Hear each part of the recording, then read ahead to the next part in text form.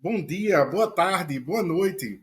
Hoje você vai aprender sobre uma coisa muito importante para qualquer organização e que, como startup, é melhor começar a pensar desde a fase da garagem, que é o tema compliance e integridade. E a nossa convidada de hoje é incrível. É a professora Aurora Barros, que é coordenadora e professora do MBA em Compliance e ESG na Católica Business School, a Escola de Negócios da Unicap. Ela é também consultora em compliance e ESG para diversas organizações e mestre em indústrias criativas com trabalhos ligados à inteligência artificial e racismo algorítmico. Bem-vinda, professora Aurora. Ai, obrigada, Ed. É um prazer estar aqui. Ficamos muito gratos pela sua presença e por compartilhar seu conhecimento conosco, tá bem? Muito obrigada. É um prazer e eu fico muito feliz que esse tema esteja ganhando corpo também, né, na sua área, na área das startups, e é significativo isso para a gente. Uhum. Professora, por favor, a senhora pode falar um pouco sobre si mesma? Quando começou o seu interesse por compliance? Quando começou a pesquisar sobre isso, por favor? Posso sim. Eu advogava, né? Então a minha área é direito.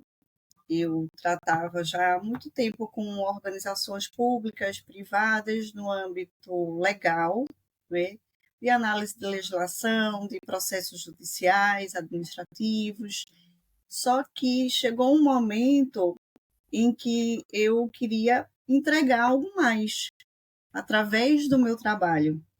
E me parecia que o direito já tinha chegado a um ponto de entrega bem satisfatório. Eu já estava realizada com o que eu tinha feito em direito e eu comecei a estudar sobre compliance. E aí é uma coisa que acontece, viu? Quem começa a estudar compliance, que tem alguma aptidão em relação a pessoas, a gostar de ambientes éticos, a ter criatividade, a entender a legislação, a ter propósito, a querer fazer realmente desse lugar um lugar onde a gente construa uma sociedade mais justa, igualitária. Então, quando a gente tem essas características, que eu acho que cada um tem a sua habilidade e viva as diferenças, né? Que é isso que compõe o nosso tecido social. Então, quando eu observei isso, Ed, eu vi que eu poderia, aquilo que o direito já tinha me ofertado como bagagem, eu poderia continuar com o compliance, mas de uma forma mais lúdica, mais criativa, mais próxima das pessoas. Estava também muito em evidências casos de corrupção no Brasil, no exterior, e eu sentada no sofá olhando aquilo tudo, que me incomodou muito, eu disse: o que é que eu posso fazer para mudar esse cenário? Então, o compliance me veio como resposta. E aí, todos os feriados, finais de semana, eu estudava em paralelo com o direito, né, com as minhas atividades na advocacia. E aquilo ali foi, assim, me dando tanto ânimo para mudar efetivamente, fazer uma transição de carreira, que eu tive essa vontade realmente, e eu nem chamo de transição de carreira mais. Na época eu achava que eu estava fazendo uma transição de carreira, mas hoje eu percebo que o que eu fiz foi moldar todo o conhecimento para um novo conhecimento, com a bagagem que eu já tinha do direito, trazer essas novas possibilidades, que na verdade é uma inovação dentro das organizações, na perspectiva de melhorar, né, as nossas organizações, entender os nossos objetivos sociais através das empresas. E aí eu migrei, hoje eu posso dizer que 80% da minha agenda é dedicada a compliance, a ESG, a Lei Geral de Proteção de Dados, e 20% alguma coisa, né, que eu ainda administro da advocacia, Mas no final do dia, a gente pode observar que tudo é em prol, né, de um ambiente mais justo, um ambiente mais diverso, mais inclusivo, sabe? E eu acho que a gente está dentro de uma perspectiva agora mais ampla. Que bom, que bom. É, sabe, se a senhora fosse definir compliance em poucas palavras para a nossa audiência, que é composta principalmente por empreendedores e também pessoas das universidades, né? Mas não necessariamente da área de direito. Como é que a senhora definiria, por favor? Veja, compliance às vezes afasta um pouquinho a gente do sentido real por ser uma palavra, né, inglesa que quer dizer estar em conformidade, né? De uma forma um pouquinho mais ampla. Mas vamos trazer muito para o nosso dia a dia. Compliance é algo muito estratégico. Então, compliance não é só anticorrupção, não são só medidas mitigadoras, processos, procedimentos internos para mitigar risco de corrupção ou de desvio e de fraude. Isso também. Mas compliance é um ajuste interno nas nossas organizações para que a gente consiga trabalhar afastando situações que não são os objetivos da organização. O que não é objetivo da organização? Assédio moral, assédio sexual, preconceito, discriminação, desvios de conduta, fraudes, situações também de corrupção passiva, ativa. É todo um enredo que, na verdade, é aquilo que a gente diz assim, ser ético no nosso trabalho é compliance. Uhum. Ser estratégico é compliance. Então, por exemplo, vindo para o campo das startups, ter os procedimentos já previamente padronizados, ter os processos, ter as políticas, isso tudo mapeado faz com que a agilidade do processo numa startup seja condizente com o seu objetivo, com a sua existência. Isso tudo traz o quê? Transparência e possibilidade de prestação de contas. E transparência e prestação de contas é, digamos assim, o jardim perfeito para os investidores. Uhum. Então, compliance é isso. Compliance não é burocratizar, compliance não é tornar as coisas mais difíceis, é muito antes, pelo contrário. É justamente deixar tudo transparente, tudo mapeado, de modo a que eu possa agir estrategicamente e tomar melhores decisões. E aí, quando a gente fala no ambiente de startups, tomar melhores decisões de forma mais ágil. Uhum. Uhum. Seria isso. Fantástico, fantástico. Professora, tem uma coisa que assim eu sempre compartilho com os convidados e com a audiência, que é uma plataforma de pesquisa descentralizada, a qual assim eu estou me envolvendo cada vez mais, sabe? E eu queria mostrar para a senhora e também para a audiência uma funcionalidade dela. Se a senhora me permitir, eu vou compartilhar Claro, aqui a tela, já fiquei tá bom? curiosa. É, é, ciência descentralizada é uma nova abordagem de fazer pesquisa de forma colaborativa, sabe? Que é incentivada por uma criptomoeda que, no caso dessa plataforma aqui, se chama Research Coin, sabe? Então, por exemplo, uma pessoa fez um comentário, uma pergunta, e aí eu fiz um comentário nessa pergunta aqui, compartilhando um conhecimento, certo? Então, outras pessoas foram lá e deram o upvote aqui, e aí eu fui ganhando essa criptomoeda, sabe? Ai, que bacana. Então é uma forma de usar o nosso conhecimento como pesquisadores para, primeiro, colaborar para a evolução da ciência e, segundo, para gerar valor para nós, sabe? Então, isso é uma coisa que assim eu estou dividindo com as pessoas na assim, na esperança de espalhar essa boa notícia, né? Que é uma forma da gente gerar receita para nós e também porque assim tá se precisando cada vez mais de pessoas de áreas de conhecimento diferentes, sabe? Verdade. Então, por exemplo, na plataforma, então, por exemplo, a questão de compliance aqui. Não tem pessoas pesquisando ainda sobre compliance, sabe? Mas sobre direito, por exemplo. Direito é uma área do conhecimento que tem 331 discussões e 5.000 papers publicados. Então, é uma área que eu acho que a senhora ia se dar muito bem aqui, sabe? Então, isso é uma coisa que eu assim estou compartilhando com as pessoas e com a audiência para tentar trazer ainda mais pessoas para essa plataforma, sabe? Nossa, que coisa boa. É Aí, muito assim, bom. só voltando ao podcast, que eu sempre faço um intervalozinho durante o podcast para falar sobre isso, né? Mas, voltando à nossa entrevista, a senhora fez uma participação, um workshop muito interessante para a nossa startup, a Love Crypto, não foi? Que Isso, é ótimo. foi, se não me engano, umas 2 ou 3 horas, e a gente meio que plantou a semente do compliance na nossa startup naquele momento, não foi? Exatamente.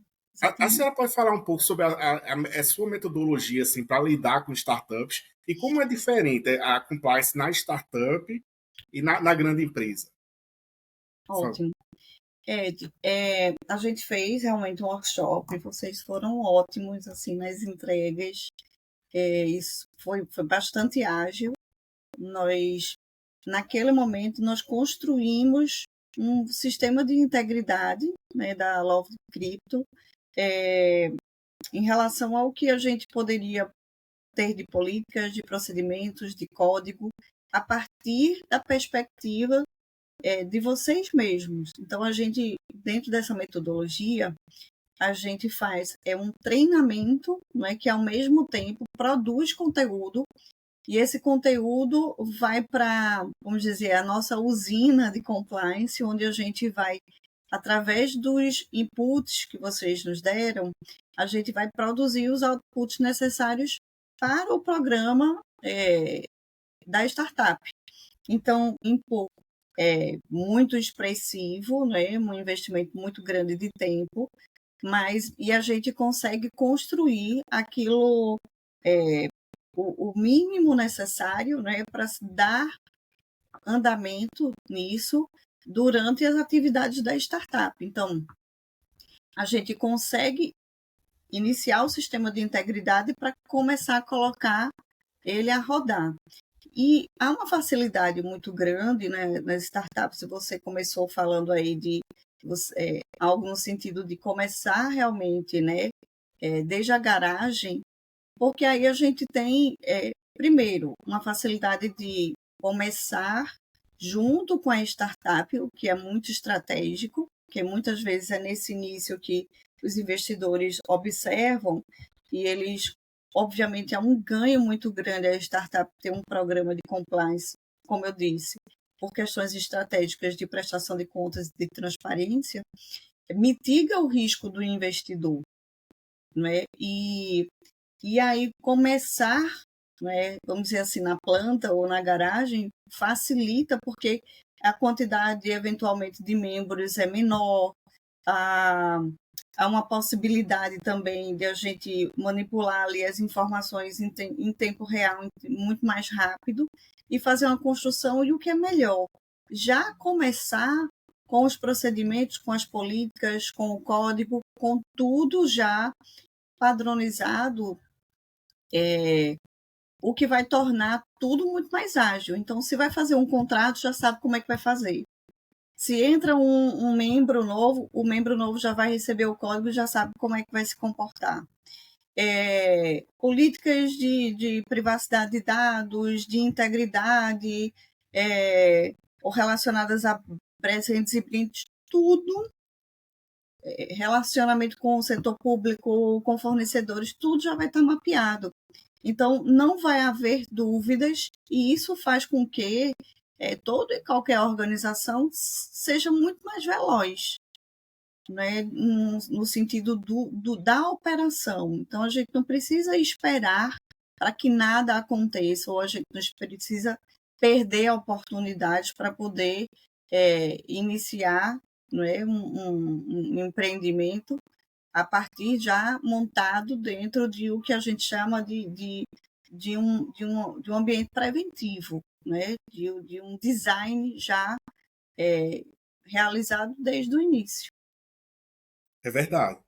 Eu acho que a questão do compliance e da conformidade e da integridade devia fazer parte dos programas de formação das startups, sabe? Na, assim, então fica aí a sugestão para os gestores de incubação, de aceleração, de formação de startups, de incluir um módulo sobre isso, sabe? Que é uma coisa que eu acho que tem muito a agregar, né? Eu acho que é importante ter essa visão e, principalmente, lembrar de fazer algo que seja também a cara da startup, a cara do modelo das metodologias ágeis, sabe? Nada que. E esse é um grande trunfo do compliance também, porque o compliance da empresa aqui da esquina vai ser diferente da empresa daqui a 2 quadras, porque o compliance se identifica com a personalidade da empresa. Não é algo que vai dizer assim, ah, não, o compliance tem que ser a cara da empresa, tem que ser o cartão visita da empresa. Então, tem que ser adequado. Então, quando a gente fez, por exemplo, lá para a Love Crypto, foi exatamente algo que nenhuma outra teria, porque partiu, a gente, através do nosso treinamento, através dessa metodologia, partiu exatamente de dentro do que a gente chama do core, ou do core business da Love Crypto. Então, não vai ter outro core igual. É a identidade que o compliance traz em termos de integridade. Então, tem que ter muita atenção com isso. Não comprar compliance de prateleira, não copiar, entendeu? Porque isso só traz, assim, questionamentos, inclusive sobre a lisura do programa. E tudo que a gente não quer é começar assim. Então, é importante que seja algo orgânico, que parta de dentro para fora. Né? E a gente sabe que toda mudança não é externo para o interno. A gente pode até dar uma mudada no visual, né? Mas o que tem continuidade é quando a mudança corre dentro para fora. É verdade. É verdade. Uma pergunta meio filosófica, por favor. Ótimo. Qual é o seu sonho para o mundo da compliance e da integridade das empresas brasileiras? Veja, o meu sonho, na verdade, você toca num ponto muito interessante, de que tudo isso partiu, como você perguntou logo no início, como é que tudo começou? Começou com uma análise de propósito. Né? Propósito nas nossas vidas é o que nos move realmente, é o que não é algo que deva ser banalizado, é algo que a gente precisa escutar. E o propósito, quando a gente não encontra ele nos encontra. Isso é fatal. Né? A gente tem essa ligação com o nosso propósito, eu acho que desde sempre, mas existem processos e existem situações, histórias de vida que fazem com que a gente se encontre ou encontre ele em algum momento. Às vezes com mais maturidade, ou às vezes tem pessoas que já encontram logo. Eu acho que eu encontrei no meio do caminho. E o propósito também pode mudar, né? A gente não precisa. Nós podemos alargar estradas, né, com propósitos que venham se somando. Então, eu acho que é um grande propósito para quem está aqui hoje no mundo, para quem sobreviveu, né, é a gente olhar muito para o próximo, sabe? A gente está aqui com algumas missões e é muito caro para a gente trabalhar com esse tema, porque esse tema, no final do dia, é um tema em que é um tema de sonho, é um tema de propósitos, sabe? É um tema para que a gente faça com que as pessoas se sintam melhor no seu ambiente de trabalho. Eu digo que trabalhar com compliance é você fazer com que as organizações não sejam o terror da segunda-feira, nem seja a vontade que a sexta-feira chegue, sabe? É trabalhar para que as organizações, os lugares de trabalho sejam lugares onde a gente tem, muitas vezes, um maior tempo de vida ali, mais do que com nossa família, mais do que com os livros, ou mais do que ir para o cinema. A gente está trabalhando. Então, fazer com que esses lugares sejam lugares acolhedores, lugares éticos, lugares íntegros, sabe?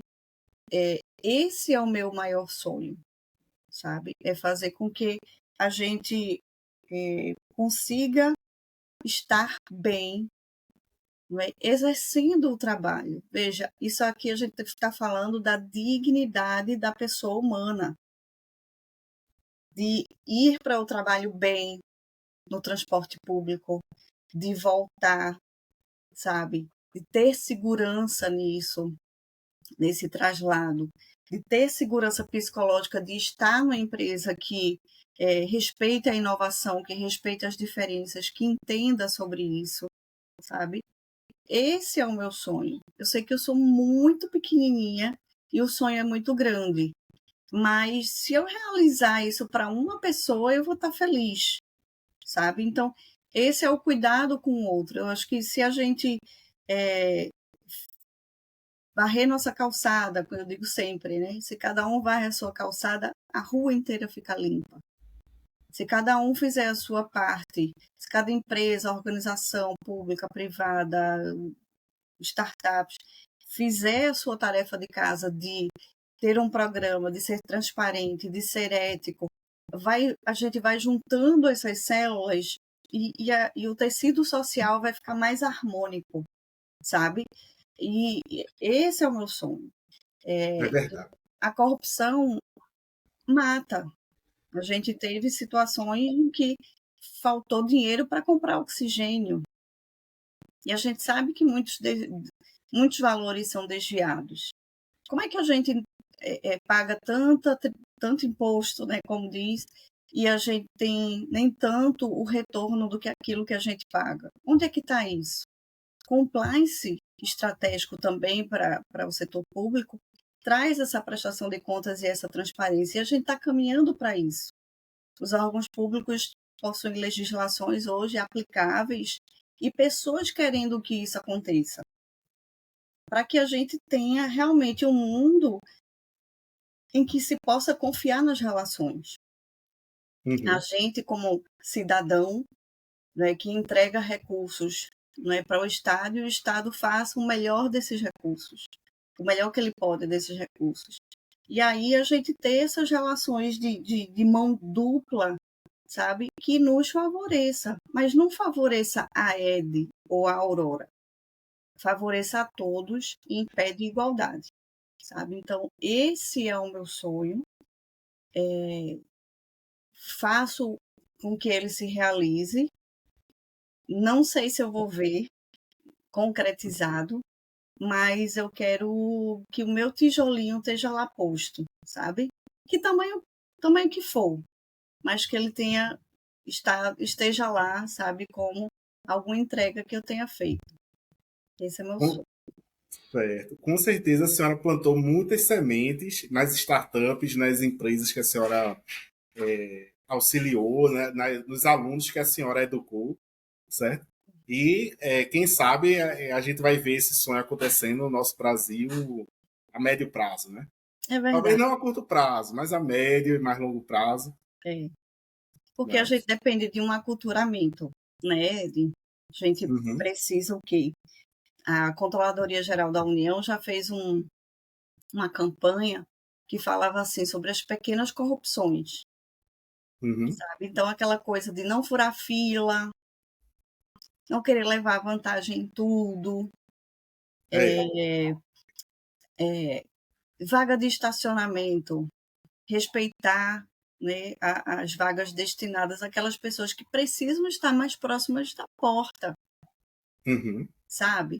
Então, assim, isso, isso parece ser muito pouco, mas é algo que, se cada um fizer, a gente vai estar, sabe, aprendendo no pouco, para naquilo que for maior, a gente já ter uma cultura, uma educação cidadã diferente. E aí a gente vai tendo mais repertório para ampliar. Nós temos um índice, isso é importante falar, o índice de percepção da corrupção. É um índice medido pela Transparência Internacional desde 1986, que é o índice de percepção da sociedade em relação ao funcionário público, ao órgão público. E nosso índice vem sendo, a nossa percepção é muito negativa, sabe? Eu acho que uhum. tá saindo essa semana, ou saiu por esses dias aí, que o IBDE até soltou uma nota de que fica triste com o índice de percepção ainda muito baixo, muito negativo, sabe? Uhum. É, é importante a gente saber desse índice, porque, como cidadão, a gente sabe que tem mecanismos e tem instituições sérias que estão olhando para isso. Estão olhando para como é que o povo brasileiro se enxerga em relação à corrupção, em relação às relações institucionais. Porque isso também impacta no risco Brasil. Isso também impacta nos investidores, nos investimentos. Verdade. E aí o que é que acontece? A gente precisa saber que isso existe para a gente tentar melhorar essa percepção.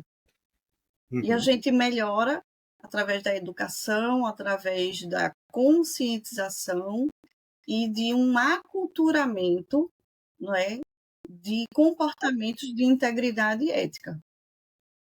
uhum. Isso aí é importante para que a gente reflita e vá realmente criando melhores condições, né, para a nossa percepção, para dias melhores, né, e que a gente possa realmente trazer isso como meta pessoal, sabe? Não está distante da gente, não. Nada disso está distante da gente. Às vezes a gente só não toma conhecimento, né? Mas tudo isso impacta decisivamente nas nossas vidas. Então, por que não chegar perto disso e dizer assim, o que é que eu posso fazer de diferente, sabe? É verdade. Verdade, professor. Professora, o nosso papo foi interessantíssimo. Agradeço imensamente sua participação, tá? Eu que agradeço. Passou super rápido. Foi. Me convido para os próximos, tá? Sempre fico muito feliz com a tua companhia. Você é uma pessoa que também, né, contribui muito com esse tema, tá?